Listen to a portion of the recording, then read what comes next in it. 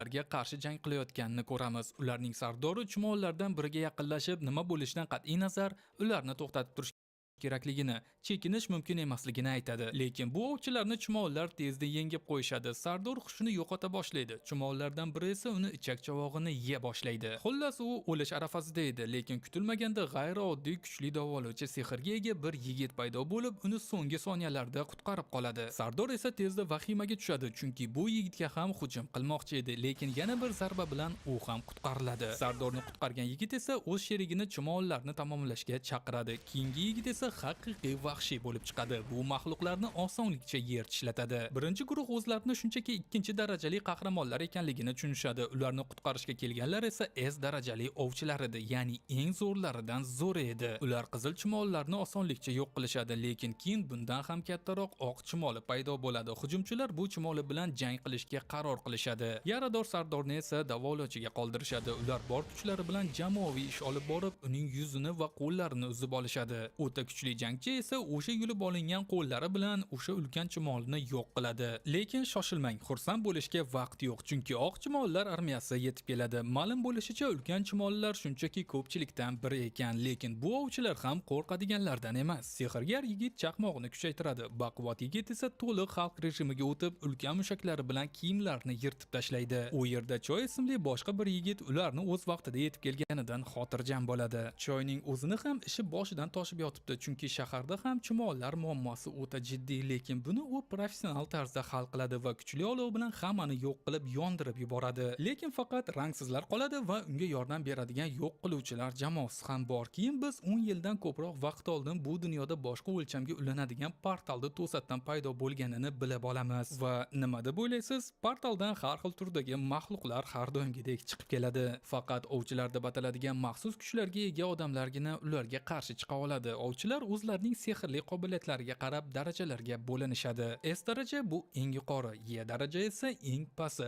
Lekin eng qizig'i shundaki, ularning kuchlari bir marta uyg'ongach, qanchalik harakat qilishmasin, boshqa kuchaymaydi. Oradan 3 yil o'tdi, endi o'sha qurilish maydoni endi zindon reydi o'tkaziladigan joyga aylangan. Biz bir yigitni ichkariga kirishdan oldin ichimlik olayotganini ko'ramiz. Do'stlardan biri unga baqirib, uni bu yerda ko'rganidan hayron bo'ladi. Chunki park ovchilikni tashlagan deb eshitishgandi. Bu rost edi, lekin xotini ikkinchi marta homilador bo'lgach, iqtisodiy qiyinchiliklar uni bu yerga urdi. Shunday qilib yigitga tezda ko'p pul topish kerak edi va zindon reydi buning uchun ajoyib yo'l bo'lib tuyuldi. Biz qahramonimiz Jivunning kelishini ko'rishimiz mumkin. U yaqinda guruhga qo'shilgan, lekin unga allaqachon eng kuchsiz ovchi degan laqab qo'yib bo'lishgan edi. U ichkariga kirayotib hamma bilan salomlashadi. Shunda Park nega hamma uni taniydi deb so'raydi. Balki u qandaydir super kuchli ovchi deb o'ylaydi, lekin aslida buning aksi edi. Jinvu eng kuchsiz ovchi sifatida tanilib bo'lgan edi. U hattoki Y darajali zindondan ham jarohat olib kasalxonaga tushishga ulgurgan. U shunchalik kuchsiz ediki, uning uchun yangi F daraja yaratishsa ham bo'lar edi.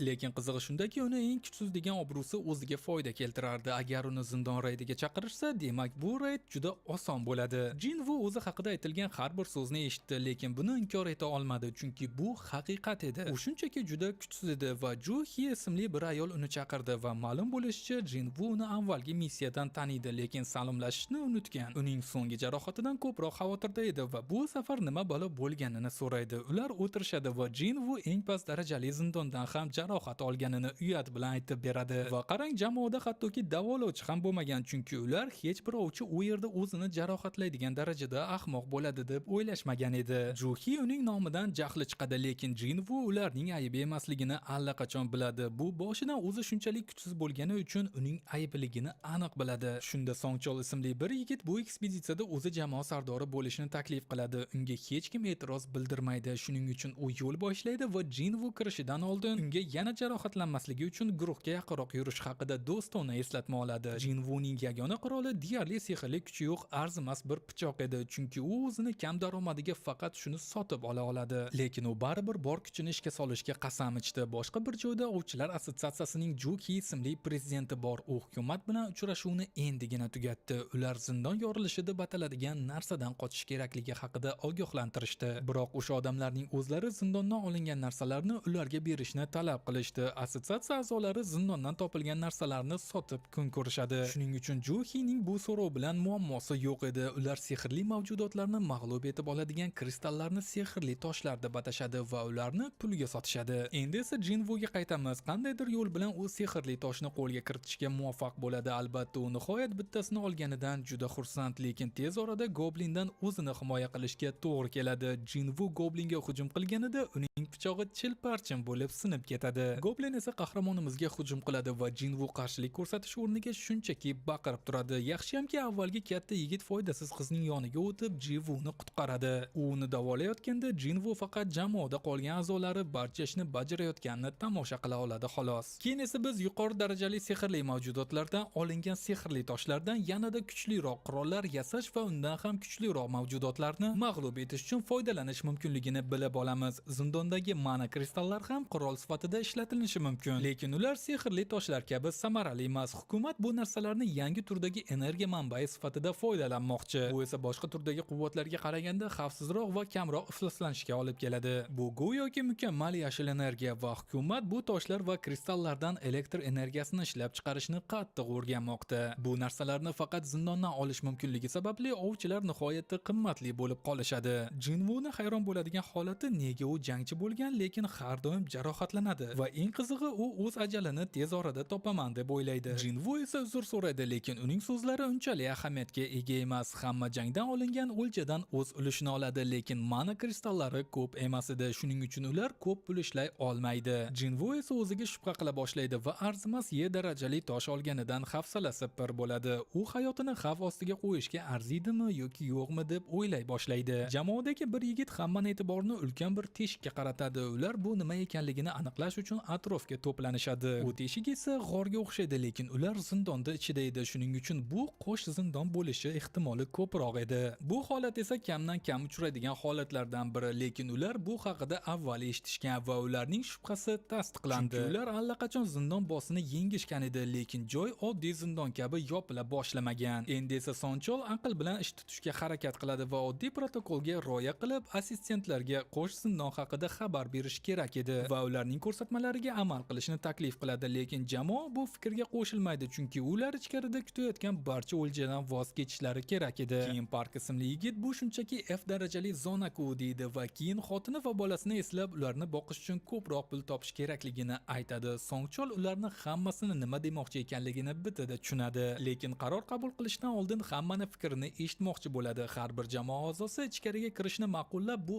aniq o'lim tuzog'i ekanligini anglagan holda o'z fikrlarini bildirishadi. Aslida 6 kishi g'orga kirishga rozi, 6 kishi esa orqaga qaytishni xohlaydi. Bu esa kimdir bu tenglikni buzish kerak ekanligini aniq bildiradi va ovoz bermagan faqatgina Jinvu qoladi. Qaror qabul qilish esa unga bog'liq va D darajali zindon uning uchun o'ta xavfli ekanligini o'zi juda yaxshi biladi, lekin otasi bedarak yo'qolgan, oilasida pul topa oladigan yagona odam o'zi. Uning zimmasida allaqachon bir dunyo moliyaviy mas'uliyatlari bor. Onasi kasalxonada, singlisi esa kollejga borishi kerak. Shuning uchun u abadiy kambag'al bo'lib qola olmaydi. Shuning uchun u zindonga kirishga qaror qabul qiladi. Boshqa joyda laboratoriyada odamlarning sehrli kuchlarini sinovdan o'tkazilmoqda. Kutishxonasida boshqalar har qanday istiqbolli yangi ovchilarni yo'llashga tayyor. Choy ismli darajali ovchi o'z odamlariga yoshi va jinsidan qat'iy nazar ularni yo'llashlarini aytadi. Ayni paytda bir nechta og'ir sumkali o'g'rilar yo'lda turgan qizni bosib ketishga tayyorlanishadi. Bu qiz qo'rqmasdan, ko'zini yummasdan o'sha yigitlarning sumkasini tortib oladi. Bu uning uchun oddiy kundalik ishdek. Bu qiz mashhur S darajali ovchi Chahi. Muxlislari esa u uchun aqldan ozadi va u juda dramatik tarzda chiqib ketadi. Endi esa zindonga qaytadigan bo'lsak, jamoa 40 daqiqadan beri yuribdi va hali hech qanday qimmatbaho narsani topishmadi. Zindonga kirish eshigi esa 1 soatdan keyin yopiladi. Demak, ularning vaqti tugashiga atigi 20 daqiqa qoldi. Jinvu o'zini ovozi tufayli Juhinni ham o'zi bilan olib ketgani uchun uzr so'raydi, lekin Jinvuning o'zini hayot haqida ko'proq qayg'urmasligidan jahli chiqadi. Agar unga pichoq sal teparoq sanchilganida u o'lgan bo'lardi va bundan tashqari uning qo'llari va oyoqlarini davolashga hech ham qiynalmas edi. U esa o'zini qo'yishda davom etadi va bu faqat B darajali davolovchi tufayli tirik qolganini tushunadi. Jinvuning rahmi keladi, shuning uchun unga ovqat olib berish yaxshi uzr bo'lishini taklif qiladi. Bizning yigit esa bu dadillikdan hayratda qoladi, lekin ular suhbatni davom ettirishdan oldin jamoa bosxonasini topadi. Bunchalik katta eshiklarni topish g'ayrioddiy, shuning uchun nimadir noto'g'ridek tuyuladi. Kim quruq qo'l bilan ketishni istamaydi va ichkariga kirishga qat'iy qaror qabul qilishadi va boshqalar ham bunga qo'shilishadi. Ayni paytda shaharda bir guruh ovchilar Gohinning videosini tomosha qilib orientatsiyadan o'tishmoqda. U zindon portali 10 yildan ortiq vaqtdan beri mavjudligini va uning ichida hali ko'plab sirlar borligini tushuntiradi. Ovchi bo'lish esa xavfli, hatto tajribalilar uchun ham. Shuning uchun ular reyd missiyasi paytida doimo ehtiyot bo'lishlari kerak. Ular kibrlanishga haqli emas va omon qolishlari ularning asosiy kaliti. Biroq zindondagi guruh bu so'zlarni butunlay unutishganga o'xshaydi va sirli, xavfli va o'rganilmagan xonaga kirishmoqda. Bu yigitlar o'zlarini juda tabiiy tutishadi, go'yoki ular qandaydir attraksionda yurgandek, chunki ular hech qachon bunday zindonda ko'rishmagan. Haykallar qadimiy ko'rinadi va kamida 100 yillik. Jinvuning nigohi eng kattasiga qadalgan va Juhi g'alati sukunat tufayli bezovtalana boshlaydi. Hamma boz qayerda ekanligiga hayron va so'ng chol polda sehrli doiraga o'xshagan narsaga tikilib turadi. Uning e'tiborini qadimiy yozuvlar bitilgan planshet tortadi. Unda esa qandaydir xudoga sig'inish haqidagi amrlar bor edi. Lekin so'ng boshqa narsadan ko'proq xavotirda edi. Juhi ulkan haykalning ko'zlari unga qarab turgandek harakatlanganligini aniq ko'rganiga ishonchi komil. Jinvu uni shunchaki aqldan ozyapti deb o'ylaydi, lekin eshik to'satdan yopilganda hamma hayratda qoladi. Jamoaning bir a'zosi boshidan bu yerga kirishni istamagan yigit nimadir noto'g'ri ekanligini tushunib qochishga harakat qiladi. Lekin kutilmaganda haykallardan biri bir zumda uning tanasini yarmini kesib tashlaydi. Hamma aqldan ozadi, chunki nafaqat kimdir o'ldi, balki uni shunchalik tez olib ketishdiki, hech kim bu kuchga qarshi tura olmadi. Bizning yigit nigohini asosiy haykalga qaratadi. U ham harakatlanmasligiga umid qilib, lekin dahshat bilan u ham unga qaraydi. Biz Jivuning o'tmishiga nazar tashlaymiz. Yigit jiddiy hayot-mamot vaziyatlaridan o'tgan. Birinchi missiyada u jamoadoshlaridan ajralib qolib hujumga uchragan. Boshqa safar esa labirintda qolib ochlikdan o'lishga sal qolgan. U hatto qandaydir kuchsiz sehrli maxluqdan jarohatlanib haftalab kasalxonada yotgan. Hatto eng past darajali zindon ham bu yigit uchun haqiqiy xavf tug'diradi. Ko'pchilik ovchilar toshlarni yig'ib, ularni sotib yaxshiroq qurol sotib olishadi. Bu qurollar bilan kuchliroq maxluqlarni yengib kattaroq mukofotlar olishlari mumkin. Lekin Jinvu unday emas. U arzon kichkina pichoq bilan qolib ketgan va agar jang paytida u sinib qolsa, u yalang qo'l bilan jang qilishga majbur bo'ladi. Uning kiyimlari yirtiq, yamoq. Uni doim boshqalar masxara qiladi va bu xavfli ishda tiqilib qolgan. Bu ish esa arang ro'zg'or tebratish uchun yetadi. Uning omon qolishini yagona yo'li aqlli hiylalar topish va atrofdagi har bir mayda-chuyda narsalarni o'rganish. Endi esa hozir kunga qaytsak, Jinvu ulkan haykaldan taralayotgan xavfni sezadi, lekin boshqalarni o'z vaqtida ogohlantira olmaydi. Bu ulkan haykal ko'zlaridan katta nur chiqarib, xaos va vayrongarchilikka sabab bo'ladi. Jamoa vahimaga tushgan, nima bo'layotganini tushuna olmayapti. Juhi qo'rquvdan titrayapti va uning do'sti Jinvu ishlar qanday qilib bu ahvolga kelib qolganidan hayron. Ular chiqish yo'li yo'q tuzoqqa tushib qolishgan va agar bu safar Jinvuning omadi kelsa ham, u ich-ichidan ertami kechmi o'lishini biladi, lekin bizning yigit o'lishdan oldin One Piece'ni yangi seriyasini ko'rishni orzu qilardi.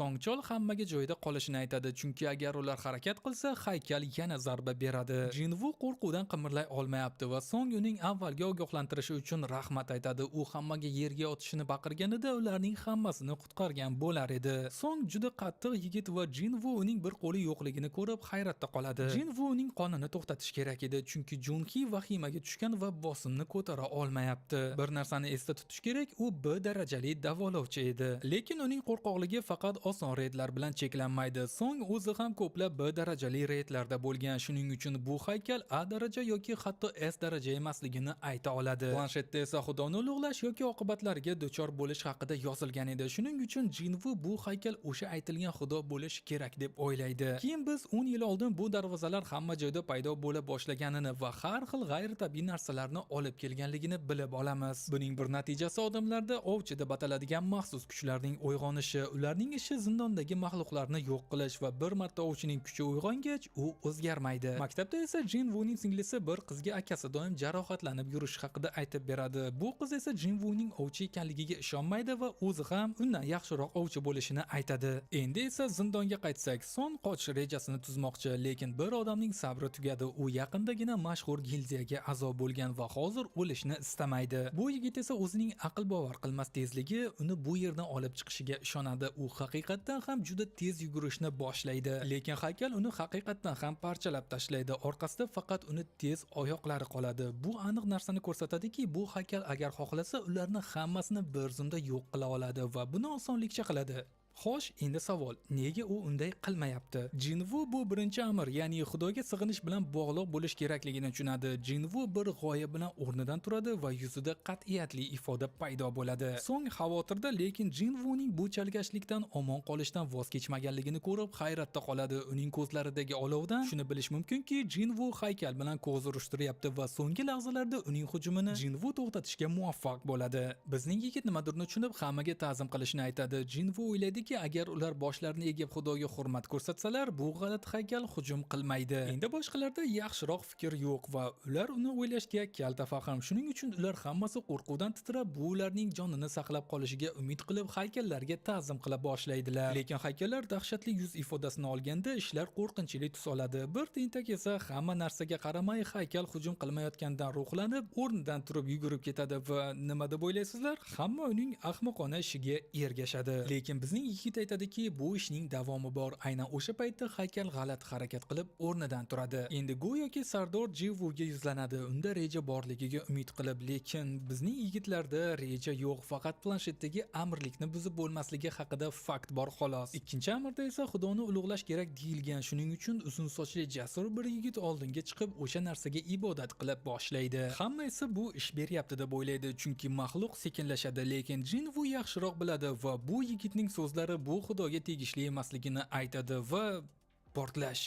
Haykal bechora yigitni ezib tashlaydi va hamma aqldan ozadi. To'liq xaos, qandaydir bir qiz eziladi va hamma tarqalishni eng yaxshi yo'l deb qaror qiladi. Park oilasi haqida o'ylaydi va ularni otasiz qoldira olmasligini biladi. Lekin u noto'g'ri harakat qiladi va boshqa haykal tomonidan tilka pora qilinadi. Ayni paytda Jinvu Juhi bilan birga qochishyapti va bu chalkash Xudoni maqtashni yo'lini topish uchun miyasini ishlatyapti. Ya'ni bu maxluq deyarli shaytonning o'zi. Qanday qilib uni maqtash uchun biror narsa topish mumkin. Lekin qahramonimiz Juhini tashlab keta olmasligini biladi, chunki atrofdagilar pashshadek o'lib ketishyapti. Jinvu vahimaga tushyapti va har qanday dalilni qidiryapti. U bu haykallar ushlab turgan hamma narsani tekshirib chiqadi. Keyin uning xayoliga bir fikr keladi va hammaga asbob ushlab turgan haykal tomon borishini aytadi. Shunday qilib hamma uning ortidan ergashadi va bu haykallar hujum qilmasligi aniq bo'ladi. Aksincha ular o'z asboblarini chala boshlaydilar. Lekin bizning yigit o'z haykaliga yetib kelganida u musiqa chalmayotgan bo'ladi. Shuning uchun u ikki kishi bilan ishlamaydi deb o'ylaydi. Jinvu Junhini ortda qoldiradi va o'sha haykal o'z kuyini chala boshlaydi. U o'z haykalni topish uchun yuguradi, lekin u deyarli ezilib qolishiga sal qoladi. Keyin kimdir baqiradi, chunki Jinvu o'zining bechora tanasini noto'g'ri haykalning oldiga tashlagan. U qalqonni to'g'ri uning ustiga uradi va Junhi aqldan ozib Jinvuni baqiradi. Bizning yigit hali tirik, lekin u juda yomon ahvolda. Taslim bo'lmaslikka qat'iy qaror qabul qiladi. Lekin bu ulkan maxluq uni butunlay tugatishga tayyor. Jinvu o'lishga tayyor emas, hatto o'sha ulkan maxluq oyog'ini bosganda ham. Lekin nima deb o'ylaysiz? Aynan o'z vaqtida bir haykal qo'shiq aytishni boshlaydi va biz Jinvuning o'sha haykalga so'nggi lahzalarda yetib borganini ko'rishimiz mumkin. U nihoyat Xudoni maqtash nima ekanligini tushunadi va ulkan haykal tinchlanib joyiga o'tiradi. Jinvu Juhiga yaxshi ekanligini aytadi, lekin uning oyog'ini uzilganini ko'rib hamma hayratda qoladi. U uning yaxshi bo'lib ketishiga ishontirishga harakat qiladi, lekin bunga u ishonmaydi. U uni davolashga qat'iy qaror qabul qilgan, lekin uning o'z tanasi ham bo'shasha boshlaydi. Hamma bu reyd qanday qilib do'zaxga aylanganligini ko'rib hayratda bo'ladi. Hatto bir yigit so'ngga qo'lini yo'qotgani, ularni bu chalkash yo'lga boshlagani uchun karma ekanligini aytadi. Boshqalar bu juda qattiq gap deb o'ylashadi, lekin so'ng bu to'liq mas'uliyatni o'z zimmasiga oladi. Lekin Jinvu bu ahmoqlarning hammasidan ancha aqlli, chunki u janjallashishga vaqt yo'qligini biladi, chunki hali ham bitta amr qolgan. Aynan o'sha paytda ulkan haykalxonaning o'rtasida qurbongoh ko'tariladi. Jinvu ularni afsonalardan yaxshi biladi. U yerda ular xudolarga xazna va qurbonliklar keltirish uchun ishlatilinadi. Uchinchi amr esa Xudoga bo'lgan ishonchingizni isbotlash haqida edi. Hamma kimnidir hayotini qurbonlik qilish kerak deb o'ylaydi va ularning Sardordan yaxshiroq nomzodi topa olmaydi. Ular hammasi jamoadoshlarini o'limlarini ko'rishdi va bunda Song aybdor. Shunday qilib Song qurbongohga qadam qo'yadi, lekin Jinvu bu faqat uning aybi emasligini, chunki ular hammasi bu yerga tushishga ovoz berganini aytadi. So'ng qurbongohga yaqinlashganda olov olov paydo bo'ladi va Jinvudan yana biror narsa qilish kerakmi deb so'raydi. Bizning yigit ularning orasidagi eng aqlli va jasuri edi. Boshqalardan uni qurbongohga olib borishlarini so'raydi. Shunda u tekshirib olishi mumkin edi. Jinvu ularga yomon narsa bo'ladi deb o'ylamaydi. Shuning uchun ular uni u yerga olib borishlari kerak edi va ular yana olov paydo bo'lganini ko'rishadi. So'ng Jinvudan javob so'rashda davom etadi, lekin u hali hech narsa o'ylab topmagan edi. So'ng darvoza bir hafta davomida ochiq bo'lganligini tushuntiradi. Shuning uchun kimdir ularni qutqarishga kelguncha haykallar yana harakatlana boshlaydi. Jinvu darvozani to'liq ochilishi uchun 7 kun kerak bo'lishini eslaydi va bu zindon yorilishi deb ataladi. Bu sodir bo'lganda ularning maxluqlari bizning tomonga o'tishi mumkin edi. Bu reydlarning asosiy maqsadi zindon bossini mag'lub etish va o'sha vaqt tugaguncha darvozani yopish. Shunday qilib, agar ular hozir bu bossni yenga olmasalar, o'sha la'nati ulkan maxluq bizning dunyoga bostirib kiradi va u juda qo'rqinchli edi. Ularning dunyosiga qaytsak, Jinna Jinvuning onasini ko'rgani boradi va ular suhbatlasha boshlaydi, lekin ularning onasi juda yomon ahvolda edi. Ular har bir odam uchun bitta olov kerakligini taxmin qilishadi. Ular buni qilgach, olovlar yana paydo bo'ladi va la'nati eshik keng ochiladi. Ular hammasi vahimaga tushadi. Bu tuzoq bo'lishi mumkin deb o'ylashadi va ularni hayratda qoldirib, boshqa haykallar ularga qarab harakatlana boshlaydi. Hamma vahimada, lekin Jinvu xotirjamligini saqlab vaziyatni tahlil qila boshlaydi. Bu daho yigit aslida umuman boshqacha va hammaga haykallardan ko'z uzmaslikni aytadi. Chunki agar biz ularga qarab tursak, ular harakatlanmaydi deb ta'kidlab o'tadi. Hamma uning buyrug'iga amal qiladi va ajablanarlisi bu ish beradi. Hamma o'sha qo'rqinchli haykallardan ko'z uzmaslikka harakat qilmoqda. Lekin keyin bir qiz qo'rquvga berilib eshik tomon yugura boshlaydi va harakat qiladi. U doirani kesib o'tishi bilan uning olovi o'chadi. Lekin la'nati eshikdan u chiqib ketishga muvaffaq bo'ladi. Songchol nima bo'layotganini tushunib olmaydi. Eshik esa biroz yopiladi, lekin qiz sog'-omon chiqib ketadi. U biz doirada qolishimiz kerak deb o'ylagandi. Shuning uchun tabiiyki javob uchun u Jinvuga yuzlanadi. Jinvu ham xuddi shunday hayron, lekin u yana hamma narsani tahlil qila boshlaydi. O'sha ko'k olovlar vaqt o'tishi bilan o'chib bormoqda. Olovlardan biri o'sha qiz qochib ketgandan keyin o'chadi. Birinchi buyruq hurmat qilish, ikkinchisi maqtash, uchinchisi esa ishonchimizni isbotlash edi. Jinvu bu eshik tuzoq ekanligiga amin edi va bu vaziyat o'ta xavfli va bu bizni miyamizni chalkashtirib, soxta umid bermoqda deydi. Bu ularni Xudoga bo'lgan ishonchini sinovi ekanligi haqida o'ylashga majbur qiladi. Keyingi ahmoq qochishga qaror qilganda Jinvu yerga yiqiladi va xuddi shunday narsa sodir bo'ladi. Uning olovi o'chadi, eshik yana biroz yopiladi va u qochib qutulganga o'xshaydi. Kim ham ketish haqida o'ylay boshlaydi, lekin Jinvu hammaga harakatlanmasligini ogohlantiradi. Agar yana kimdir ketsa, haykallarning harakatini to'xtatib bo'lmas edi va ularni to'xtatish uchun yetarlicha ko'zlar bo'lmasdi. U hammaga eslatadi, biz o'sha haykallardan ko'z uzmasak va joyimizda tursak xavfsiz bo'lamiz deb ta'kidlardi xolos. Jinvu o'zini deduksiya qobiliyatini yana bir bor namoyish etib, ko'k olovlar la'nati taymerlarga o'xshashini va ular hammasi o'chganda biz ketishimiz mumkinligini anglatadi deb ta'kidlaydi. Kim esa taymer tugaganda qamalib qolish ehtimoli ham borligini ta'kidlaydi. U eng kuchsiz a'zo Jinvudan bunchalik muvaffaqiyatni kutmaganini tan oladi. Ular faqat uning sharofati bilan tirik edi, lekin Kimning oilasi uni kutmoqda va u o'lishni istamaydi. U shunchaki uyga sog'-omon yetib borishni xohlaydi va Jinvuning xato qilish xavfini ham o'z zimmasiga ola olmaydi. Kim esa uzr so'rab eshikdan otilib chiqadi. Bizning yigitda esa bu la'nati haykallarning hammasini kuzatib turish uchun yetarlicha ko'z qolmaydi. O'sha haykallar yana harakatlana boshlaydi, lekin Jinvu bu yerda o'lmoqchi emas. Ishlar har qachongidan ham yomon edi. Lekin u o'ziga avval ham qiyin vaziyatdan qochib ketganini eslaydi, lekin hozir ishlar har qachongidan ham yomonroq edi. Lekin Songchol ajablanarli tarzda Jinvu va Juhiga ketishlarini aytadi. Uning taxminicha qurbongoh yonida bir kishi qolsa eshik ochiq turadi. Jinvu va Juhining oldida uzoq umri bo'lgani sababli ular qochib ketish kerakligini ta'kidlaydi. Songchol Juhidan Jinvuga g'amxo'rlik qilish kerakligini so'raydi, lekin bechora qizning oyoqlari bo'shashib ketadi. Ishlar bundan ham yomonlashishi mumkin emas edi. Song esa Juhini Jinvuni davolash uchun o'zini juda ko'p qiynaganini tushunadi. Ishlar esa yanada pachava bo'lib ketadi. Shuning uchun Jinvu hammaga uni orqada qoldirishni aytadi. Juhini kimdir ko'tarib olib chiqish kerak edi va Song ikki oyog'i ishlaydigan yagona odam edi. U unga o'z toshini beradi. Shunda u oziq-ovqat olib yeyishi mumkin edi va ular hammasi bu zindondan chiqqanda qaytimini olishga va'da berishadi. Juhi esa uni tashlab ketmaydi, lekin Song uzr so'rab uni hushidan ketkazadi. Ularning vaqti tugab bormoqda va Jinvudan ham uzr so'rab Juhi bilan xavfsiz joyga yuguradi. Bizning yigit esa hech bo'lmaganda faqat o'zi o'lish kerakligini bilib taskin topishi mumkin va uning yagona afsusi yaxshiroq hayot sug'urtasi yo'qligi. Qahramonimiz qilichini ushlab bu haykallardan birini o'zi bilan olib ketishga qat'iy qaror qiladi va ularga kelaver ketaveringlar deb baqiradi. O'sha haykallar to'liq vahshiy rejimga o'tib, u tirik qolishi uchun jon jahdi bilan kurashayotganda uni tilka pora qilishadi va Jinvu o'zining doim eng kuchsiz bo'lgani haqida o'ylaydi. Uni doim masxara qilishadi, lekin u har doim bor kuchini ishga solgan. Bu la'nati haykallar to'xtamaydi. Ular uning qo'lini chopib tashlaydi va Jinvu sof azobda baqiradi. U g'azabda, chunki u kuchliroq bo'lish uchun jonini jahonga berib harakat qilgandan keyin ishlar bunday tugamasligi kerak edi. Lekin bu haykallar unga ko'proq og'riq berish maqsadida davom etib, uni yanada ezg'ilashadi. Lekin barcha muvaffaqiyatsizliklarga qaramay, u darajaga yetish uchun borini bergani haqida o'ylashdan o'zini tiya olmaydi. U garchi hatto unda ozgina hayot bo'lsa ham, unda sof g'azabdan baqirish istagi bor, lekin hatto buni ham qila olmaydi, chunki uning ko'kragiga sanchishadi. Jinvu o'lim yoqasida edi, lekin siz uni tomirlarda oqayotgan g'azabni his qilishingiz mumkin. U qochib ketgan bir nechta odam shunchaki kuchsizlar bo'lgani haqida o'ylay boshlaydi. Ular endi chiday olmasliklarini aytishgan, lekin ich-ichidan ular shunchaki xudbin edilar. O'sha ahmoqlar ham o'zlarini o'ylashgan va har doim eng xudbin yaramas odamlar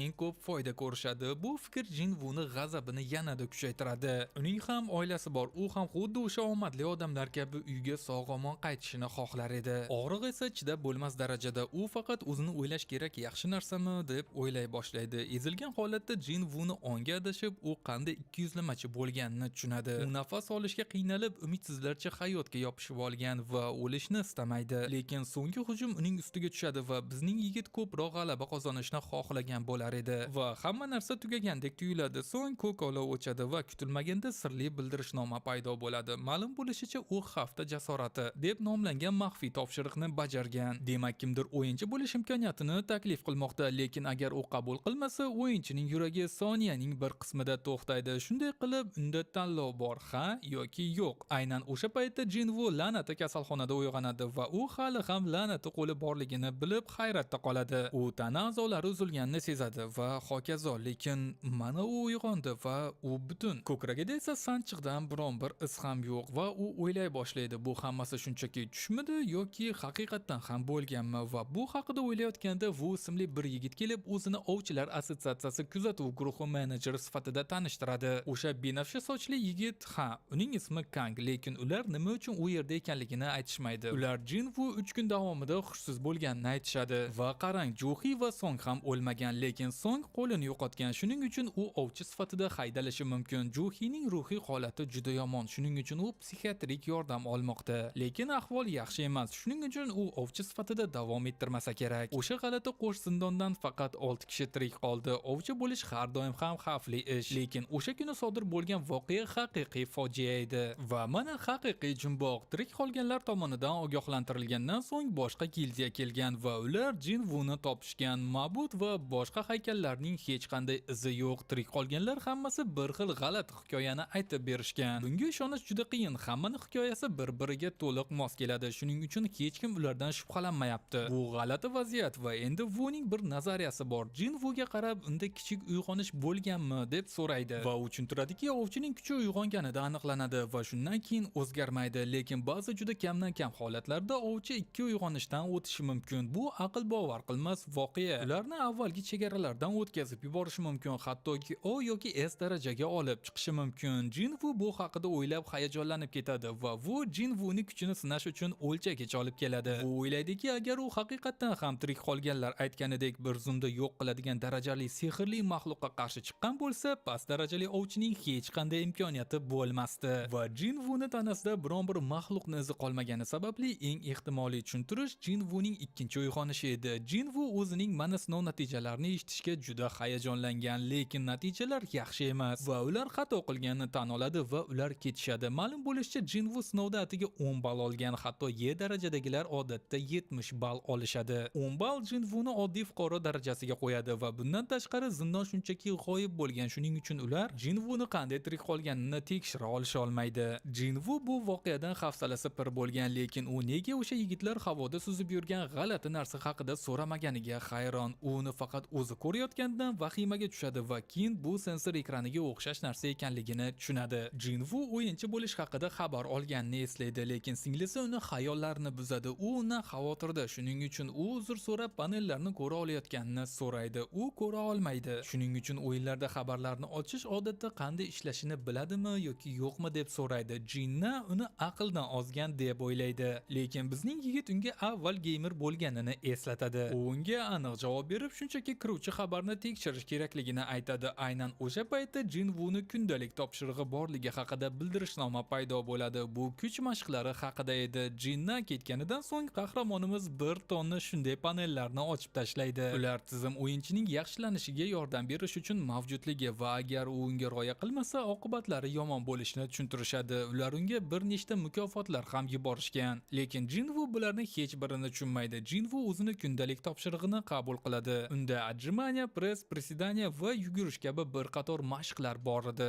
Lekin agar u topshiriqlarni bajara olmasa, u jazolanadi. Jinvu buni hammasini hazilmi deb o'ylay boshlaydi. Chunki u kasalxonada yotibdi va bu ahmoqgarchiliklarga hech qanday kuchi yo'q. Tashqarida Vu raisga Jinvuda ikkinchi uyg'onish bo'lmaganligini aytadi. Butun voqea hali ham sir. Shuning uchun ular buni maxsus holat deb belgilab, ko'proq o'rganishga qaror qabul qilishadi. Ayni paytda janob Choi Chahiga u bir darajali reydni bir qismi sifatida instruktor bo'lishini aytadi. Bu reyd yangi kelganlarni sinab o'rgatadi va undan yaxshiroq instruktor topa olmaydi. Chahi o'zining o'qituvchilik mahoratiga shubha qiladi, lekin janob Choi unga shunchalik har doimgidek jang qilishni aytadi va hamma uni kuzatib o'rganadi. U ovchilar gildiyasi mamlakatining eng yaxshi 5 ta gildiyasidan biri ekanligini, lekin xalqaro miqyosda ular hech narsa emasligini tushuntirishda davom etadi. Ovchilar o'z-o'zidan daraja ko'tara olmaydilar, lekin ular o'zlarini jamoaviy jangovar mahoratlarini yaxshilashlari mumkin. Boshqa bir joyda yana bir darvoza ochiladi va kuzatuvchilar ovchilar qachon kelishadi deb savol berishni boshlaydilar. Kasalxonada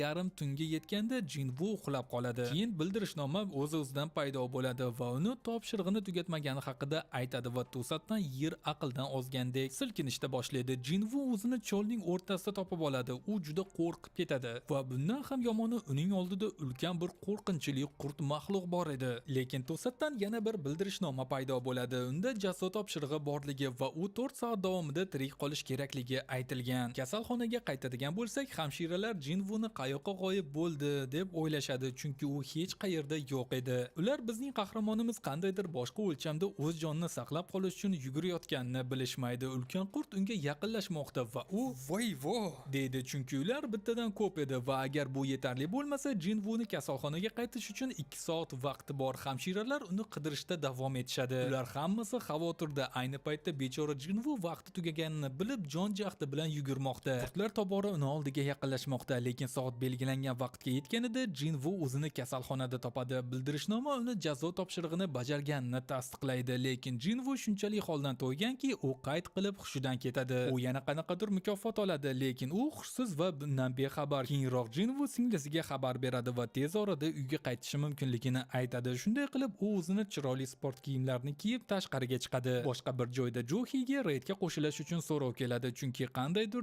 darajali darvoza paydo bo'lgan. Boshqa gildiyalar band va Johi borishga rozi bo'la olmaydi. Boshqa tomondan Johi Jinvuni komadan uyg'ongani haqida yaxshi xabar oladi. Johi uni ko'rgani borayotganda juda asabiylashadi, lekin hamshiralar u uyg'ongandan beri har kungi kabi yana yuguryapti deyishadi. Tashqarida esa Jinvu uyg'onganiga 4 kun bo'lgani va bir necha narsani o'rgangani haqida o'ylay boshlaydi. Birinchidan, u ko'rayotgan qalqib qiluvchi o'yinlar haqiqiy qandaydir g'alati gallyutsinatsiyalar emas va u o'zining kundalik topshirig'ini bajarganda u 3 turdagi mukofot oladi. Biri to'liq tiklanish. U hozir bugungi yugurishdan qolgan charchoqni ketkazish uchun ishlatadi. Keyingi qobiliyat ochkolari bor. Ularni o'z mahoratini oshirish uchun ishlatsa bo'ladi. Hozirda bizning yigit farqini to'liq his qilgani yo'q. Unda jiddiy kuch bor. Xullas, Jinvu eventlar ekrani bilan ishlashga usta bo'lib qoldi. Jinvu bir lahzada hayoti qanchalik g'alati bo'lib qolganini o'ylab, bu xuddi video o'yinga o'xshaydi deb o'ylanib qoladi. Lekin o'z ekranlari bilan ovora bo'layotganda atrofdagilar unga anqayib qarashadi. Xullas, bu yigit o'zining kundalik topshiriqlarini bajaradi va mukofot sifatida tasodifiy o'lja qutisini oladi va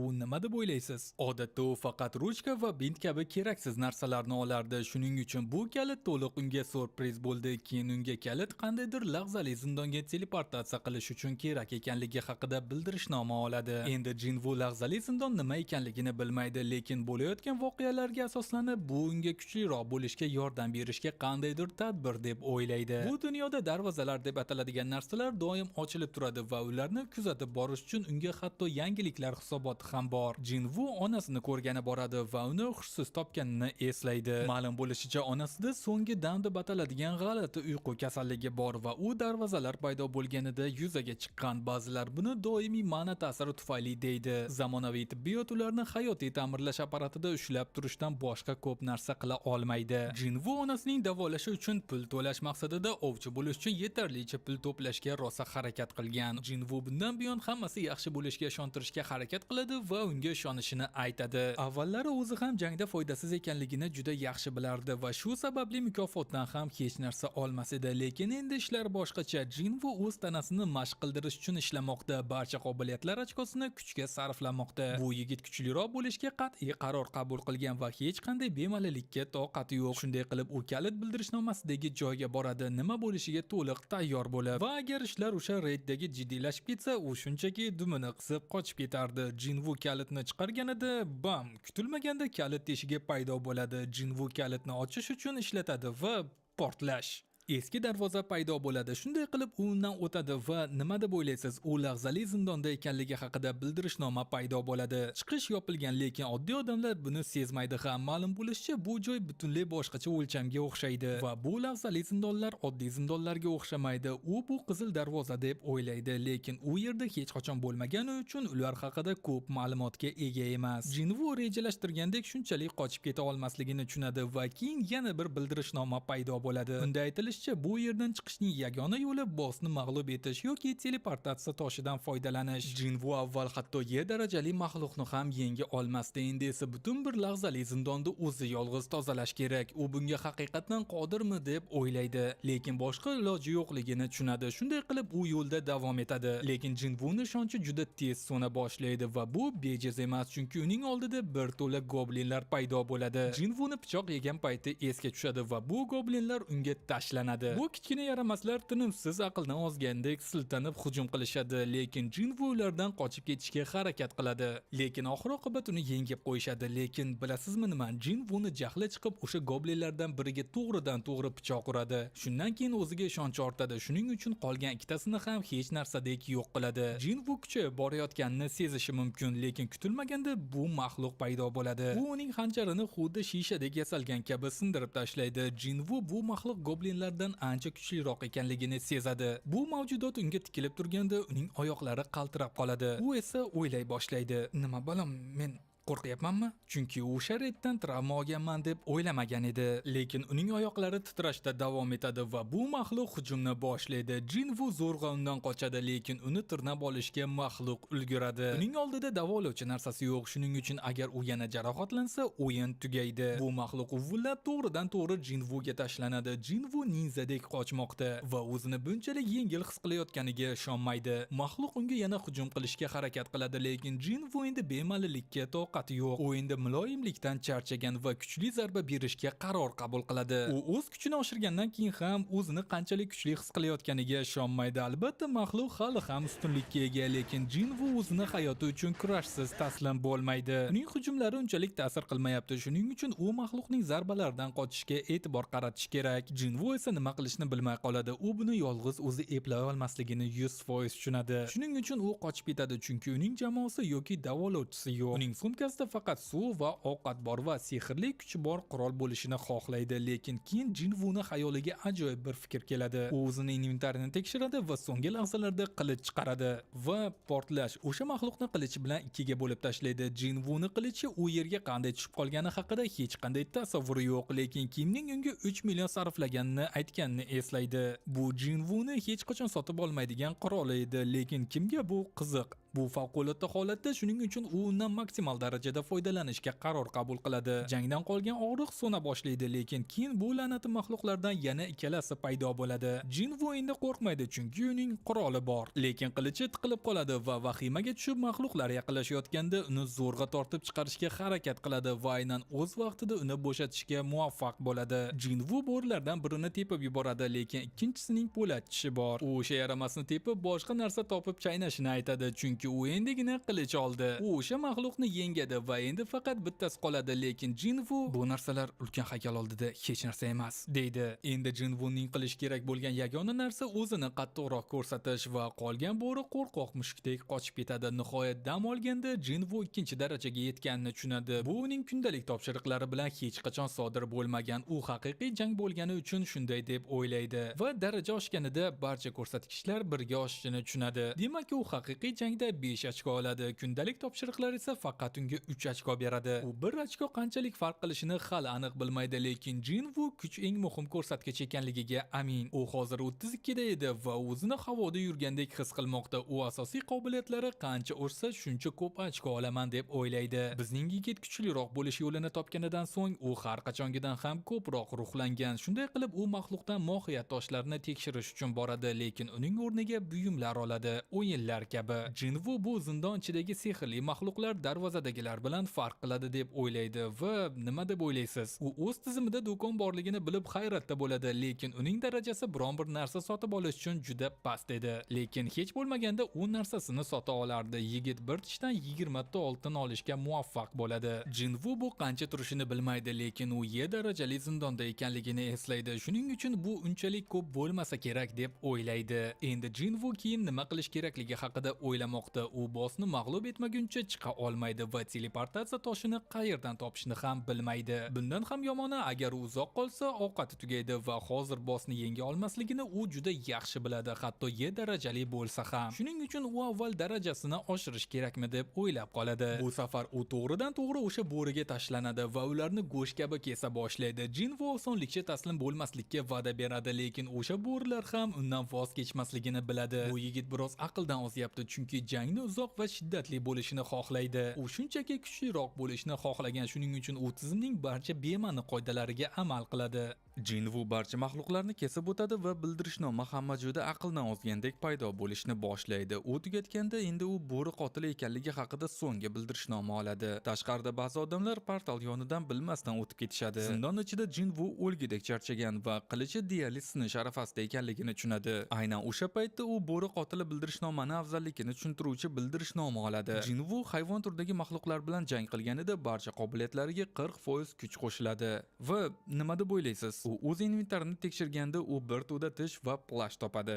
Lekin eng qizig'i, u teleportatsiya toshini ham topgan. Jinvu uni qochish uchun ishlatish haqida o'ylaydi, lekin ikkilanadi, chunki u yana hech qachon bunday kuchli bo'lish uchun bunchalik oson imkoniyatga ega bo'lmasligi mumkin. U bu zindondan ketgandan keyin nima bo'lishini ham bilmaydi. U shunchaki havoga singib ketishi ham mumkin. Bu o'yindagi cheklangan vaqtli tadbir kabi bo'lishi va izsiz ham yo'qolishi mumkin. Bu qiyin qaror qabul qiladi va Jinvu oldinga harakat qilishga davom etishga qaror qabul qiladi. Ayni paytda Joxiga ovchilar assotsiatsiyasidan qo'ng'iroq bo'lib, yaqin atrofdagi darvozada zindon yorilishi bo'lgani aytiladi. Ularda davolovchilar kam, shuning uchun uning yordami kerak. Joxi avval ularni rad etgani uchun o'zini aybdor his qiladi. Lekin endi u Jinvu jonini jabborga berib ishladi. Men ham harakat qilishim kerak deydi. Jinvu hali ham zindonda jang qilayotgandi. U darajasi qanchalik yuqori bo'lsa, maxluqlarni yengish shunchalik oson bo'lishini tushunib yetadi. Bundan tashqari, ularni tasvirlaydigan matn ranglari ham o'zgara boshlaydi. Oq rang ular juda kuchsiz ekanligini, to'q sariq ular u bilan teng ekanligini va qizil rang ular juda kuchli ekanligini anglatadi. Avval qizil bo'lgan o'sha bo'rilar, endi ular oq. Bu degani Jinvu jiddiy darajada kuchaygan, go'yoki maxluqqa aylangan. Jinvu pastda yashirinib yotgan bir maxluq borligini biladi. U hozirgi darajasida unga aralasha ola olmaydi. Uning sezgi qobiliyati juda zo'r va u pastda juda qo'rqinchli narsa borligini his qiladi. Bu maxluq shunchalik kuchliki, uni etini jimirlatib yuboradi. Jinvuning qilichi deyarli tugadi va bu hududda daraja oshirish uchun boshqa joy ko'rmayapti. Lekin uning butun maqsadi kuchliroq bo'lish. Shuning uchun Jinvu shunchaki zinadan pastga tushishga qaror qabul qiladi. U pastga yetganida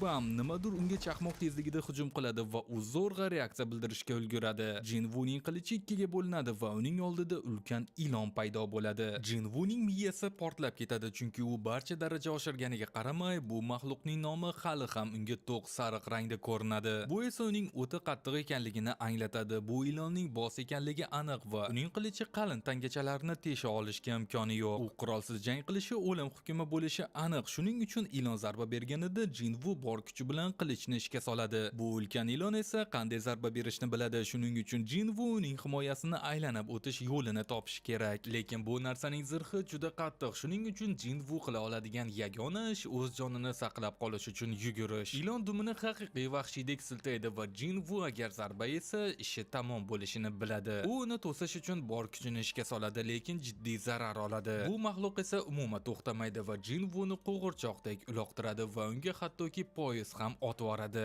Bizning yigit kuchliroq bo'ldim deb o'ylagan edi, lekin bu yetarlicha emas edi. Poyezd uni deyarli ezib o'tib ketadi, lekin Jinvu o'zidan shubhalana boshlaydi. U masxara bo'lishdan to'xtash uchun yana qancha kuchliroq bo'lish kerak deb o'ylab qoladi. U odamlar uni kuchsiz ovchi deb ataganini eslaydi va u unga qattiq ta'sir qiladi. Bu gapni Song aytgan va Jinvu ularni hammasini noto'g'ri ekanligini isbotlashga undagan edi. Bu ilon uni o'zining aqldan ozgan kuchi bilan yengib butunlay yangi hududga uloqtirib yuboradi. Jinvuning ko'zi ochiladi. Unga bu laqab kuchsiz bo'lgani uchun yopishib qolgan. Xuddi shu sababdan uni masxara qilishgan. Jinvu yana bir bor qarab, aqldan ozgan kuchga ega bo'lganlar har qanday vaziyatda doim ustunlikka ega bo'lishlarini tushunadi, lekin kuchsizlarning kuchlilar atrofida qo'rquvdan titrab mag'lublik tutishga boshqa qiladigan ishlari yo'q edi. Kuchsizlarni doim pastga urishadi. Siz aqlli, ijodkor va g'amxo'r bo'lishingiz mumkin, lekin jiddiy kuchga duch kelganingizda bularni hech biri sizni bechora joningizni saqlab qolmaydi. Jinvu mehribon bo'lish uni hech qayerga olib bormasligini tushunadi. Shuning uchun qattiqqo'l bo'lish kerak edi. Bu yangi qobiliyat bilan Jinvu to'g'ridan to'g'ri o'sha ilonga sakraydi. Vahshiy mahluq esa uni uloqtirib yuboradi, lekin Jinvu o'ziga kuchliroq bo'lishga qasam ichadi va to'satdan uning tanasi portlay boshlaydi. Jinvu ilondan yana professional tarzda qochadi va unga qilichi bilan zarba beradi, lekin endi u yanada qat'iyatliroq. U hozir his qilayotgan narsani o'sha raid paytidagi dahshat bilan solishtiradi va u o'sha kundan ancha oson bo'lishini e'lon qiladi. Jinvu yana ajoyib harakat qilib, qilichini ishlatib yana ilonga minadi, lekin keyin uni titratib chetga uloqtiradi va o'sha mahluqni yalang qo'llari bilan ushlaydi. Jinvu daraja oshirish tizimini olgandan beri o'sha kuchini oshirishga butunlay e'tibor qaratganini tan oladi. Shunday qilib u hozir o'shanga tayanishga qaror qiladi va ilonning qattiq tangalarini ezishni boshlaydi. Tashlashga harakat qiladi, lekin juda kech, chunki Jinvu o'sha yaramasni o'ldira olishini biladi. Jinvu to'g'ridan to'g'ri ilonga o'lishini talab qiladi. O'zining aqldan ozgan jismoniy kuchini ishlatib va uni mag'lub etadi. Keyin portlash yana bir necha marta daraja oshgani haqida bildirishnomalar oladi va keyin qahramonimiz kulib yuboradi va Jinvu men haqiqatan kuchliroq bo'ldim deydi va biz bu epik jangning oqibatini ko'ramiz va yana bildirishnoma u hozirgina botqoq qurolni yengganini tushuntiradi. U ilonning tishlaridan yasalgan kiyimning qilichidan 2 barobar kuchliroq ajoyib xanjar oladi. Unda hatto falaj so'rib olish effekti ham bor. Ha, u yana zaharli damlama oladi va bu uni terisini mixdek qattiq qiladi, lekin mushaklarni abadiy buzadi. Endi zindon poyezd stansiyasiga aylandi va Jinvu butun bir zindondagi maxluqlarni o'zi yolg'iz yengganini tushunadi. U singan qilichi bilan aylanib yuribdi, lekin hech kim ko'rinmaydi. Qandaydir askar Jinvuga boshpana topishini aytadi, lekin tezda Jinvuni ovchi ekanligini tushunadi va askar mening aybim, keling birga borib ularni adabini beramiz deb murojaat qiladi. Hamma joyda maxluqlar bor, shuning uchun Jinvu zindon yorilish bo'lgan portlash qandaydir sehrli maxluq chiqqan deb o'ylaydi.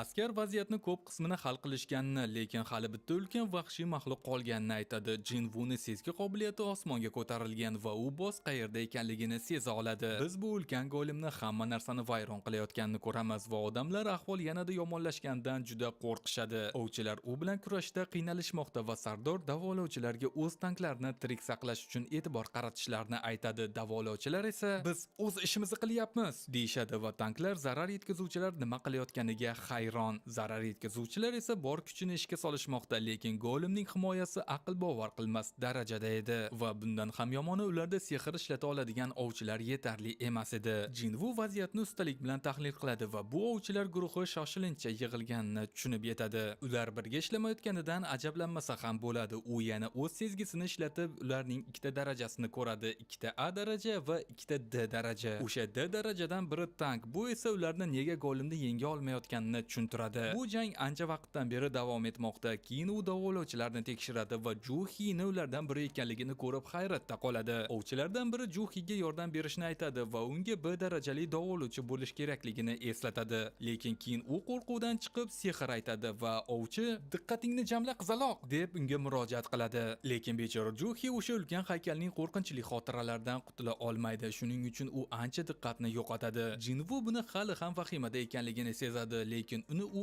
ayblamaydi, chunki u ham xuddi shunday o'zini his qilmoqda. Keyin uning xayoliga ishlar aslida o'zgargani keladi. Bu golem u hozirgina jang qilgandan ancha kuchsiz ekanligi va D darajali boss. Ovchilar esa yana vahimaga tusha boshlashadi, chunki ular jangni juda tez yutqazishmoqda va ular yuqori darajali ovchisiz imkoniyatlari yo'qligini tushuna boshlaydilar. Aynan o'sha paytda Jinvu hujumga tayyorlanadi va agar ular uning himoyasini yorib o'tsa, golemni yengishlari aniq edi. Jinvu toshni teshib o'tadigan darajada kuchli hujum bilan ularga yordam berishni rejalashtiradi. Jinvu singan qilichini shunchalik kuch bilan otadiki, u golemning qalqonini parchalab tashlaydi va ovchilar unga tashlanadi. Ular zo'rg'a unga tegib uni yiqitishga muvaffaq bo'lishadi. Ular haqiqatan ham buni qilganlariga ishonmaydilar va tank murojaat bilan chiqadi. Bizning hujumlarimizdan biri hech biri avval ta'sir qilmayotgandi. Nima bo'la uni himoyasini kim buzdi? U ulardan hech biri emasligiga amin, chunki ular hatto la'nati narsani tirnay ham olishmagandi. Keyin u yaqin atrofdagi qilichni ko'rib qoladi va ikkini ikkiga qo'shadi. U bu qilich sababchi ekanligini tushunadi, lekin ishona olmaydi. Ya'ni bu hatto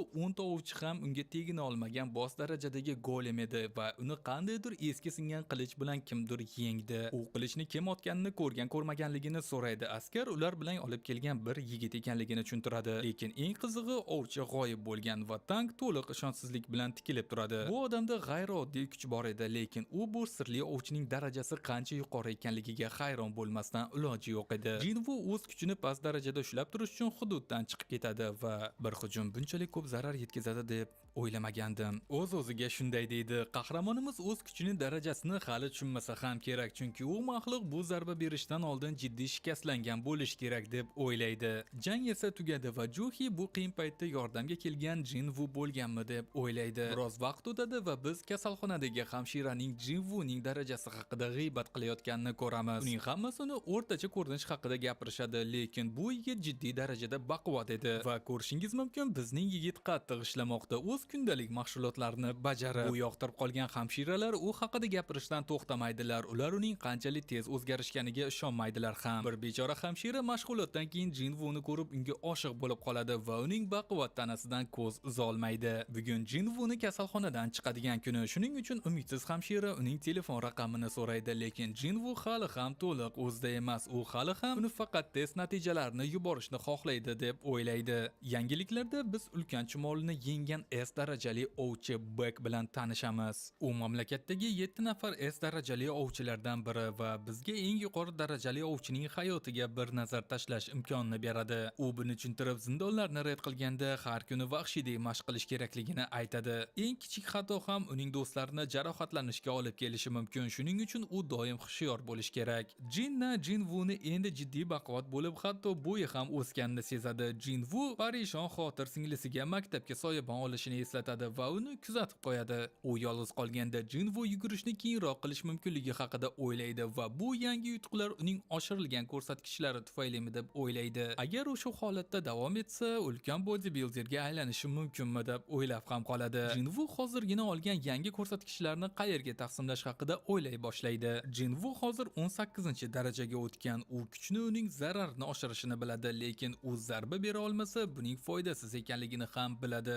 Jinvu hozir 18-darajaga o'tgan. U kuchni uning zararini oshirishini biladi, lekin u zarba bera olmasa, buning foydasiz ekanligini ham yaxshi tushunadi. Hayotiylik sezgi va chaqqonlikdan tashqari u intellekt ko'rsatkichini ham olgan. U bu sehr bilan bog'liq bo'lish kerak deb o'ylaydi, lekin u unga kerakmi, hali ham amin emas. Jinvu qarorni qabul qilib, barcha ochkolarni kuch va sezgiga sarflaydi. Aynan o'sha paytda Jinvuga uy egasi qo'ng'iroq qilib, o'tgan oyga ijara haqqini to'lamaganligini aytadi. Qahramonimizning omadi bor. U ancha kuchliroq bo'lgan va goblinlarni yengish endi u uchun juda oson. Bu degani pul ishlash osonroq, lekin katta muammo bor. Katta pul ishlash uchun u yuqori darajali darvozaga kirish kerak, lekin hech kim Y darajali ovchini bu eshiklardan o'tkazmaydi. Jinvu o'z darajasini qayta baholash haqida o'ylaydi, lekin bu katta xavf. Qayta uyg'onishlar juda kamdan kam uchraydi va hech kim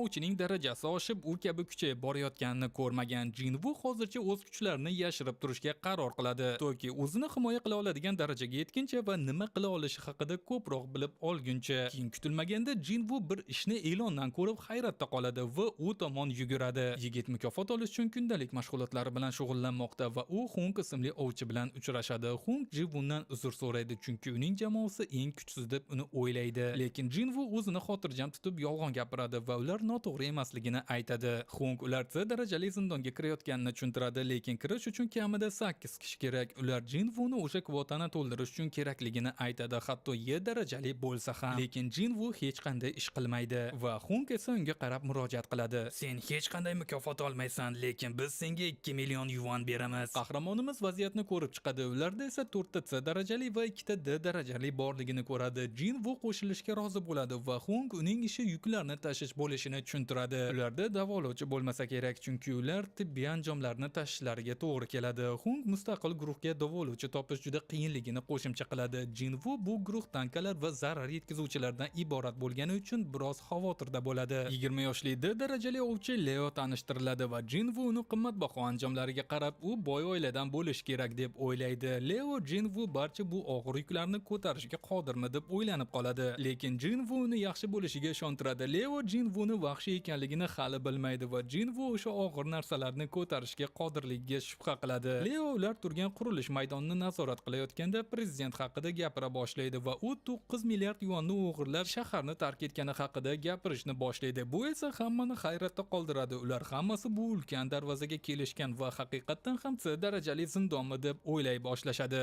Leo katta darvoza boshqachaligini aytib o'tadi. Shuning uchun Jinvu darvozani kattaligi unchalik muhim emasligini tushuntiradi. Haqiqatan ham muhim bo'lgan narsa bu ichkaridan oqib chiqayotgan sehrli kuch, ya'ni mana. Haqiqatan ham muhim bo'lgan narsa ichkaridan oqib kelayotgan sehrli kuch, ya'ni mana va ovchilar assotsiatsiyasi darajani belgilash uchun aynan shundan foydalanadi. B darajadan yuqori bo'lgan har qanday narsani katta gildiyalar hal qiladi. Shunday qilib bu C darajali joy unchalik qiyin bo'lmasligi kerak deb o'ylaydi va Leoga tushuntiradi. Jinvu bularning hammasini biladi, chunki u ancha vaqtdan beri ovchi, lekin hech qachon C darajali zindonga kirmaganini tushunadi. Ular darvozadan o'tib yo'lni tekshirish uchun yorug'likdan foydalanishadi, lekin ular ichkarida sehrli mavjudotlar yo'qligini ko'rib hayratda qolishadi. Ko'pchilik zindonlar yorug'lik toshlari bilan yoritilgan bo'ladi, lekin bu qop qorong'u edi. Qorong'ulik Jinvuga o'sha ma'budning kirishini eslatadi. Shunday qilib u Leoga har xil toshlar haqida gapira boshlaydi. Ovchilar sehrli maxluqlardan oladigan mohiyat toshlari, zindondan qazib olinadigan mana toshlari va la'natli g'orlarni yoritadigan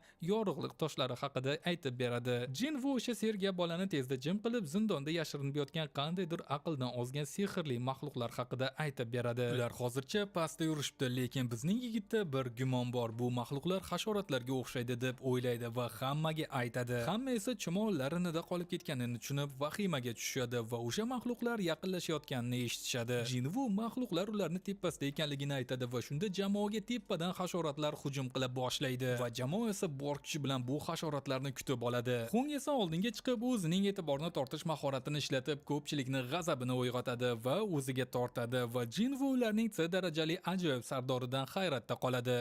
Leo esa jangga qo'shilishni xohlaydi, lekin ularning sehrgari uni to'xtatib o'zining bir hiylasi borligini aytadi. Kutilgan sanoqlardan so'ng sehrgar dahshatli portlashni amalga oshiradi. Jinvu vaziyatni yanada tahlil qila boshlaydi va u ovchilarning jamoaviy ishi yaxshi ekanligini ko'radi. Leoga keladigan bo'lsak, anjomlari mahoratning yetishmasligini qoplaydi. Ularni hammasi o'zlarini tutib turishdi, lekin Jinvuda nimadir noto'g'ri degan bezovta qiluvchi his bor. U esa jim turgan chumollardan birini yo'q qiladi va jang ko'p o'tmay tugaydi. Hung esa ularni g'alabasini e'lon qiladi va Jinvudan tashqari hamma o'z ulushini oladi deb aytadi. Hung Jinvuga o'sha chumollarni payqab, ularni katta muammodan qutqargani uchun minnatdorchilik bildiradi. Jinvu esa yo'q, shunchaki instinktlarimga ergashdim deb murojaat qiladi, lekin Hung ba'zi chumollarning shikastlanganligi bu qilich yoki sehrdan emasligini payqaydi. U balki boshqa bir sehrli maxluq ularga hujum qilganmi deb o'ylaydi, lekin bu yerda yanada kuchliroq narsa yashirinib yurganini anglatardi. Bir nechta chumollar tilka pora qilingan, shuning uchun Hung ularni yengish uchun nima bunchalik katta bo'lish mumkinligiga hayron bo'ladi. Leo otasi unga birinchi reydi uchun bir qancha ajoyib anjomlar olib bergani haqida aytib beradi va Jinvu buni eshitib juda xursand bo'ladi. U hali nima uchunligini ham bilmaydi, lekin Leoga ular juda ehtiyot bo'lishlari kerakligini aytadi. Boshqa bir joyda mashq qilayotgan yigit baland vayrongarchilik ovozidan cho'chib tushadi, lekin vahima qilmang, kimdir unga tinchlanishini aytadi, chunki bu shunchaki ularning gildiyasi ustasi mashq qilayotgani va ma'lum bo'lishicha bu Bek edi. Endi esa zindonga zindonga qaytadigan bo'lsak, Leo hali ham Jinvuning hamma narsani ko'tarib yurganidan xavotirda edi, lekin Jinvu "Yo'q do'stim, jang qilmasdan pul olishmi? Bu ajoyib kelishuv" deb murojaat qiladi, lekin ich-ichidan bizning yigit bu haqiqat bo'lishi uchun juda yaxshi bo'lishi mumkin deb o'ylaydi. U yana biroz o'ylanib, bu jamoaning jangda pishganini tushunadi, lekin davolovchi ham yo'q. Ustiga ustak jamoa kvotasini to'ldirish uchun ularga ko'proq a'zo kerak bo'lgan. Guruh xavotirga tushadi, chunki ular zindonda ancha yo'l bosishdi, lekin bitta ham sog'lom maxluqqa duch kelishmadi. Zindon bossi esa tirik bo'lish kerak, chunki ular o'lgan bo'lsa darvoza yopilgan bo'lardi. Ular tunneldan o'tishadi va ular aqldan ozadigan darajada ko'p mana kristallar topishadi. Lekin bu kristallar mohiyat toshlari kabi qimmat emas, lekin gap kamida milliardlik kristallar haqida ketyapti. Ovchilardan biri hatto Xunning akasi bu topilmalardan rosa hasad qilgan bo'lardi deydi, lekin ularni juda tez jam qilishadi. Xunning esa yashirin maqsadi bor. Ular shunday o'ylashadiki, chunki uning akasi har doim haq bo'lavermaydi. Xun akasiga ikkinchi darajali bo'lib qolmoqchi emas, shuning uchun bu ulkan o'ljani o'zining shaxsiy hujum guruhi uchun mashg'ulot maydoni sifatida ishlatmoqchi.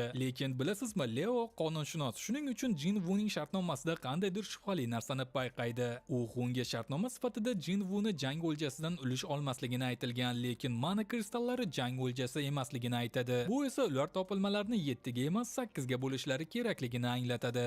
Xung esa jilmayib rozi bo'ladi, lekin ularga zindon bossi yaqin atrofda ekanligini, darvozani yopish uchun o'sha bossni mag'lub etishlari kerakligini aytadi. Shuning uchun ular o'rgimchak boss bilan jang qilishdan oldin o'sha mana kristallarni tashib chiqishlari kerak bo'ladi. Yaxshiyamki o'rgimchak uxlab yotibdi, lekin Xung ovchilardan biriga baqiradi, chunki ular tashish anjomlarini olib kelishni unutishgan. Xung esa Leo va Jivuga ular anjomlarni olib kelmaguncha dam olishlarini aytadi va o'rgimchakni nimadir g'azablantirmasa, u uyg'onmasligiga ishontiradi. Xung esa ularning ikkalasini C darajali zindonda yangi ekanliklarini ta'kidlab, shunchaki uning qaroriga ishonishlarini aytadi. Uning esa jamoasi bilan muhokama qiladigan ishi bor, shuning uchun ular ham biroz dam olishlari mumkin. Ular ketayotganda Jinvu vaziyatni yana tahlil qila boshlaydi. U ularning kvotasini to'ldirishga yordam berish uchun chaqirgan tajribali odamlar yo'qligini g'alati deb topadi. Ancha masofadan biz Xunning qanchalik yovuz ekanligini ko'ramiz. U to'g'ridan to'g'ri o'z jamoasidan biriga bosxonasini yopib qo'yishni buyuradi. Yigit esa aytganini qiladi va Leo ularni sotishganini tushunadi. Bu aynan Jinvu xavotirlangan narsa edi. U sonning ularning ichida haqiqiy firibgarlar borligi haqida ogohlantirganligini eslaydi va zindonlarni raid qilish hazil ish emasligini eslaydi. Baxtsiz hodisalar doim sodir bo'ladi va o'sha xaosda jinoyatlar sezilmay qolishi mumkin. Bu zindonlarda xavfsizlik kamerasi yo'q. Shuning uchun tirik qolganlar bo'lmasa dalil ham bo'lmaydi. Leoga bu yigitlarning bir necha marta kristallar uchun ularni qurbon qilishga tayyor ekanliklaridan jahli chiqishni boshlaydi. U la'nati shartnomaga qo'l qo'yganligiga afsuslanadi, lekin Jinvu bunga aldanmaydi. Ular agar chegaradan chiqadigan bo'lsa, har qanday payt ularni yo'q qilishga tayyor edi. Endi ularning asosiy tashvishi hozirgina uyg'ongan boss va Leo Jinvuga orqaga chekinishni aytadi. Jinvu esa chiqish yo'lini ko'radi, lekin Xung bu haqida allaqachon bilishini tezda tushunadi. O'rgimchak esa endi o'rnidan turdi. Jinvu esa C darajali maxluq butunlay boshqa darajada ekanligini tushunadi, lekin shoshilmang, bizning yigit chekinmoqchi emas. U mas'uliyatni o'z zimmasiga olib, Leoga yo'ldan chetda turishini aytadi, chunki bu narsa bilan o'zi jang qilmoqchi.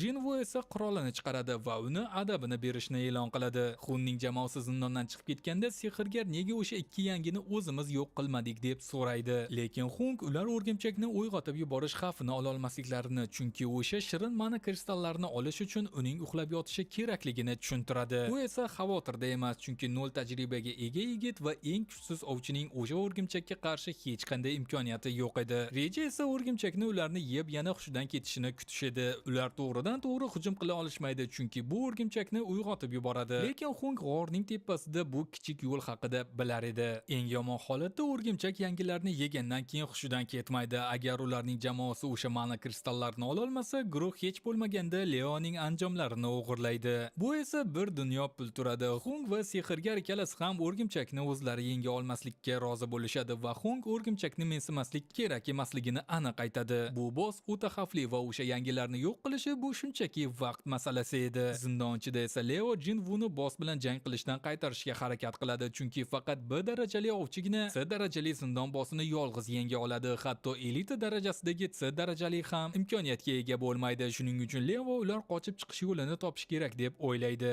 Jinvu Leoni haq ekanligini tan oladi, garchi u ikkinchi uyg'onishdan o'tib darajani oshirgan bo'lsa ham. U hali ham o'zini kuchsiz deb biladi. Golem va Venom bosslari ikkalasi ham D darajada edi. Shuning uchun u o'rgimchak butunlay boshqa darajada ekanligini biladi. U C esa darajali bosslardan ham qo'rqmaydigan darajada kuchli bo'lgan bo'lish kerakligini tushunadi. U 18-darajada uni yengishga imkoniyati borligini aytadi. U o'sha o'rgamchikka hujum qilishdan oldin "Xo'sh, haqiqiy ov endi boshlanadi" deb murojaat qiladi. Boshqa bir joyda esa Ovchilar assotsiatsiyasi prezidenti Goto ismli katta bir odam bir qancha zerikarli uchrashuvlardan qolib ketganidan charchagan. Uning haydovchisi kayfiyatni ko'tarish uchun u bilan sparring qilishni taklif qiladi. U yosh yigit va unga havas qilganda Goto yo'q deya olmaydi. O'sha zindonga qaytadigan bo'lsak, Jinvu o'rgimchakni terisi juda qattiq ekanligini tushunadi. Uning hujumlari esa aqldan ozdiradigan darajada kuchli va agar Jinvuga bir marta tegsa, u aniq o'ladi. Leo Jinvuni harakatlarini diqqat bilan kuzatadi va u Y darajali ovchining harakatlari emasligini darhol tushunadi. U Jinvu aslida kim ekanligiga hayron bo'lib, u qandaydir soxta darajali odam deb o'ylay boshlaydi. Faqatgina bir nechta ovchilar o'z sehrini kuchini ataylab pastroq darajada olish uchun yetarlicha nazorat qila oladilar. Ular soxta darajali deb ataladilar va odatda ular o'ldirishdan zavqlanadigan haqiqiy psixopatlar. Leo o'sha zindonga kirganidan afsuslana boshlaydi, lekin Jinvu o'sha o'rgamchikning qattiq terisini hattoki tirnalgan iz ham qoldira olmasligini tushunib yetadi. Jinvuni esa charchog'i osmonga ko'tarilmoqda va bu yigit jangni juda tez tugashi mumkinligi haqida o'ylab qoladi. Lekin uning hanjarida ajoyib falaj va so'rib olish kuchlari ham bor edi. Shuning uchun u uning g'alaba kaliti deb o'ylaydi va Jinvu o'sha harakati bilan o'rgamchikning zaif nuqtasini nishonga olish kerak deb o'ylaydi. Lekin o'rgamchik kislota bilan hujum qilganda u hayron bo'lib qoladi. Jinvu masofani qisqartirish kerak. Shuning uchun u tezlik deb nomlangan ajoyib mahoratni ishlatishga qaror qabul qiladi. U buni o'sha o'rgamchikni to'g'ri yuziga urish uchun ishlatadi, lekin uning hanjarini zaiflashtiruvchi effekti ta'sir qilmaydi. Lekin Jinvu taslim bo'ladiganlardan emas. U o'sha o'rgamchikka qo'ldan kelgancha urishni davom etishda qaror qabul qiladi. Yigit o'zini tobora qattiqroq majburlaydi, lekin charchoq uni yenga boshlaydi va o'sha o'rgimchak kutilmaganda yomon zarba beradi. Jinvu deyarli ezilib qolishi arafasida. Lekin nima deb o'ylaysiz? U kundalik topshiriqlarni qolgan mukofoti borligini eslaydi. Shuning uchun to'liq tiklanadi. Leo Jinvu o'ldi deb vahimaga tushadi, lekin qahramonimiz hali tugamagan. U yana bir zarba beradi va bu safar to'g'ridan to'g'ri o'sha o'rgamchikning ko'ziga sanchadi. Xanjarning zaiflashtiruvchi effekti ishga tushadi. Jinvu bu imkoniyatni boy bermaydi. Shuning uchun u o'sha o'rgamchikka qayta sanchib, o'sha zaiflashtiruvchi effektni kuchini saqlab turadi.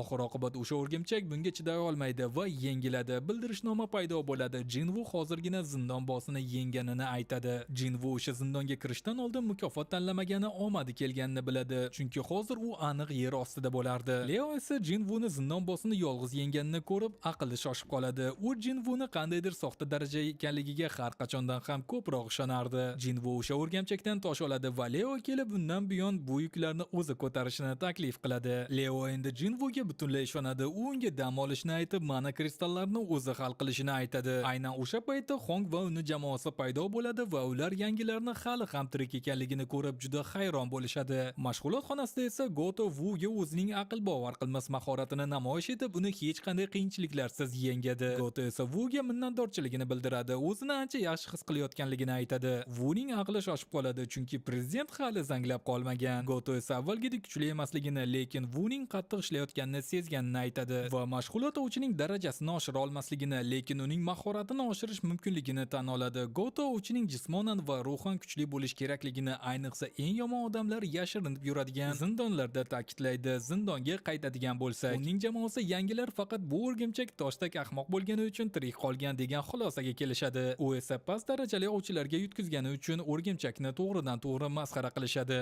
Hung Leoga uni boy oiladan ekanligini bilishini aytadi, lekin Leo kimga qiziq deb murojaat qiladi. Aynan o'sha paytda Hung bombani tashlaydi va Leoga faqat bitta imkoniyati borligini aytadi. U Leoga to'g'ridan to'g'ri Jinvuni yo'q qilishni aytadi. Hung esa odatda biz jamoamizga yo'llagan odamlarni o'ldiramiz, shunda barcha o'ljalarni o'zimiz saqlab qolamiz deydi. Lekin agar Leo bizga qo'shilishga rozi bo'lsa, biz uni o'ldirmaymiz. Agar Leo yo'q desa, biz ikkalasini ham o'ldiramiz deydi.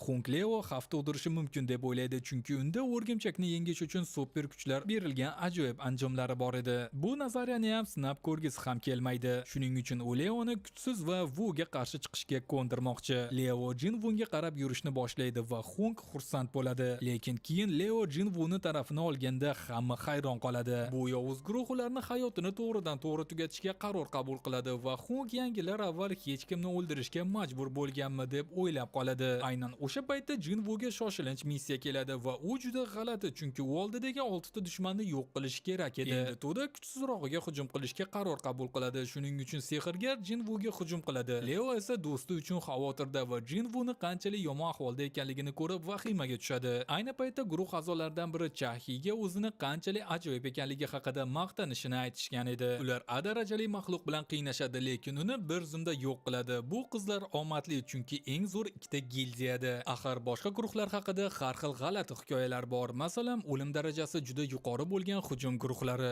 Endi esa zindonga qaytsak, Xonk esa o'yin tugadi, Jinvuni ishi tamom deydi va Jinvu unutgani uchun o'zini koyiy boshlaydi va bu dunyoda eng kuchlilar omon qoladigan joy ekanligini eslatadi. Bu hiyla, nayrang va xiyonatga to'la dunyo. U bu haqiqatni unutgani uchun juda g'azabda va bunga ko'nikib qolganini tushunadi. Jinvu ehtiyotsizlik va o'ta odamlarga ishongani tufayli qanday qilib bu ishni rasvo qilgani haqida o'ylay boshlaydi. Tizim esa tirik qolishini istaydi va oldidagi odamlarni o'ldirishni buyuradi. Jinvu esa bu holatni tushunmaydi va tizim agar uni tanlagan bo'lsa va uni ishlatadigan bo'lsa o'z yo'lida, Jinvu ham tizimdan foydalanishini aytadi. Ular esa eng kuchsiz ovchining ishlari qanday ketishini bilishidan xursand bo'lishadi, lekin Jinvu bu qoida ularning foydasiga ishlamaydigan paytga tayyor bo'lishlari kerakligini aytadi. Ulardan biri Jinvuni ularni o'lja deb atashiga rozi emas, lekin Jinvu nima demoqchi ekanligini ko'rsatish uchun vaqtni boy bermaydi va bir yigitni boshini kesib tashlaganda hamma hayron qoladi va Jinvu bitta kamaydi deydi.